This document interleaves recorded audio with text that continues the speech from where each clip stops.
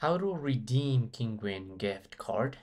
Hi everybody and welcome to our channel. Today you're going to learn how you can redeem your Kinguin gift card. So please watch till the end to properly understand the tutorial.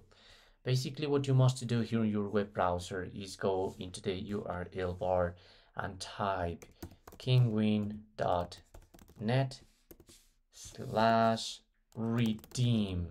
Okay, and this is going to redirect you into the web page where you can redeem a Kinguin gift card. So you just have to type the 16-digit code that you have at the back of your card, then click on redeem now, and automatically you're gonna have a balance into your account. I suggest you that if you're not into your account, here in the top right corner you're gonna find the button to log in into your account, and then go again into kinguin.net/redeem in order to redeem your gift card. And that's how you can do it. Quite simple, right? Thanks for watching.